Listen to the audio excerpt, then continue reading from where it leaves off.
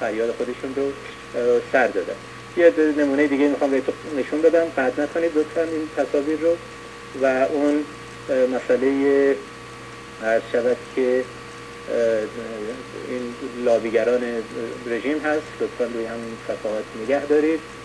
عرض شود یه گروه نه جدید، یکی از همین گروه های دیگه‌ای که اخیراً در دفاع از سازمان نیاک و حمله به مخالفانش اعلامیه داده، همین گروهی هست به اسم ایرانی امریکایی های شمال کالیفرنیا، به ایریا ایران امریکن دموکرات، اینا بخشای حزب دموکرات چیز هستن، خودشون رو به اصطلاح مترقی میدونن. در این گیروداری که میدونید ایجاد شده، سازمان نیاک مورد فشار هست، دارن در موردش تحقیق میکنن برای اینکه لابیگری کرده، همچنان که 15 سال ما داریم گزارشش رو میدیم، منتها لابیگری خلاف قانون هست، برای اینکه به اون عنوان حتی ثبت نام نکرده، برای رژیم اسلامی بوده، رژیمی که روی لیست تروریستی هست. این گروه ها وقتی که میرن مورد حمله قرار میگیره دارن ازش دفاع میکنن. بعد نیست که چند تا چهره از اینها رو هم بشناسید، ببینید اینها کیا هستن. اینا اسامی چند تاشون هستن. مریم قزوینی هست که از اعضای دبیرانشون هست، سوسن منطقی صفاتیش هست، مهرداد معیززاده هست که رئیسش هست، من عکسش به شما نشون میدم. این معیززاده دستراست هست. افراد دیگه‌ای که در این سازمان کار میکنن، مهدی صفی‌پور، مرتضی تجلی و اینها از اون بخشایی هستن که در خارج کشور حداقل خوبه بشناسه میشن. کسانی که اگر فکر میکنن روی اینها به حال نفوذی دارن، باشون آشنا هستن، چقدر خوبه با اینها صحبت کنن. فرض بر این بذاریم که اینها نمیشناسن سازمان نیاک رو، فرض بر این بذاریم که اینها سرشون نمیدونن به چه بند هست و اصلا تو این باغ‌ها نیستن و سعی کنیم که بهشون این توضیح رو بدید اگر میشناسید و باشون در تماس هستید که اگر میخواید به مردم ایران کمک کنید به این گروه‌های لابیگر کمک نکنید. باز اینا به تعدادی دیگه اصلا این افراد هستن که در همین گروه هستن. باز بعد نیست که اسامیش رو بدونید اگر باشون در تماس هستید. همین فرض رو بذارید که آدم‌های انسان دوستی هستن و اگر بهشون بشناسید که سازمان نیاک واقعا که هست و اگر بشناسید که این مسئله جنگ و صلح کردن مسئله کاذبی هست و ما فقط می‌خوایم که رژیم اسلامی بهش فشار وارد بیاد، شاید اشتباه کرده باشن و از راه خودشون برگردن. مرتضی تجلی، کریس نلسون خارجی هست، مهدی صفی‌پور.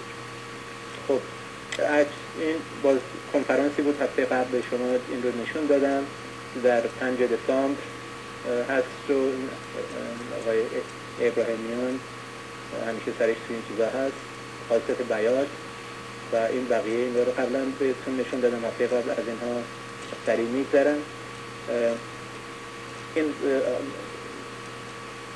قیافه ها رو ببینید. الان دوباره در این میخوام عکسایی رو به شما نشون بدم که شاید پاسخگوی این هست که از من سوال شد که تعجب کردین چرا این افراد هستن توی اینها هستن. اینا کارشون رو تکرار هم میکنن، همین آقای مشکین قلم، همین آقای جان کول، اینها و این کسان دیگه که در جمع کمک مالی برای این سیستم جمع شدن. ببینید سازمان نیاک داره اثبات میشه که سازمان لابیگره. این به عنوان سازمان غیر انتفاعی خودش رو ثبت نام کرده و به همین دلیل وقت برای خودش فاندریزینگ میذاره، یعنی جمع کمک مالی میذاره، از افراد دیگه هم استفاده میکنه. اینها کسانی هستن که این رو ارتقا میدن، سوزان خاتمی در رادیو 670 و این افراد دیگه که اسمشون قبلا به شما نشون دادم. و اینها عکس‌های هست از همون مسئله فاندریزینگ و این همین آقای مشکین قلم رو نشون میده که دارن اونجا هنرنمایی میکنن برای دوستانشون اونجا. باز این مشکین قلم رو نشون میده، اون وسط در کنارش دست راستش آقای تریتا فارسی هستن با خانم‌ها و آقایان دیگه که دارن مشغول کیف کردن هستن اونجا. بعد همین هنرنمایی‌های آقای مشکین قلم در سازمان نیاک هست. اگر میشناسیدشون بهشون بگید که هنرشون رو در چه راهی دارن به کار میگیرن، چقدر بهش مزد میدن، چقدر بهش از بابت فاندریزینگ بهشون میدن یا نمیدن، اینها رو من نمیدونم. اما کسایی که اگر آشنا هستن باشون چقدر خوبه که این سوال رو بگذارن که برای سازمان نیاک که یه همچین نقشی داره، سازمان نیاک مهمترین کسی که دفاع ازش میکرد بابنی، نماینده مجلس، 2 سال به حبس در زندان محکوم شده به علت همین کاری که خود سازمان نیاک میکرد، یعنی لابیگری برای رژیم اسلامی برای اینکه لوازم یلکی بهش بفروشن. بخش دیگه از همین لابیگران خوش لباس شیک و اینجا هم اونها هستن. خوب هست قیافه های اینها رو بدونید، بشناسید، اگر میتونید باشون تماس بگیرید.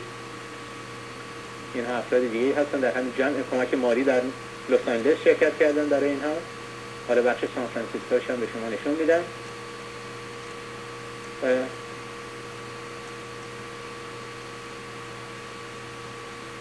و بارها دارم آقای بشکین قلند و چیتا پارسی در سمت عکس. آقای چیتا پارسی اینجا در کنار هم جان کول که از ارتقا دهندگان دیگه سازمان نیاک هست اینجا نشسته، جمع کمک مالی.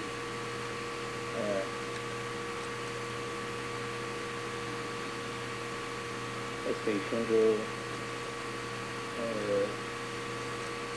یادم داد، رضا اصلان معروف که ایشون هم همیشه در جمع سازمان نیاک است به عنوان متخصص امور ایران. این رو گروه های مختلف، سازمان های مختلف، حتی رادیو تلویزیون های ایرانی میارن و معرفی میکنن.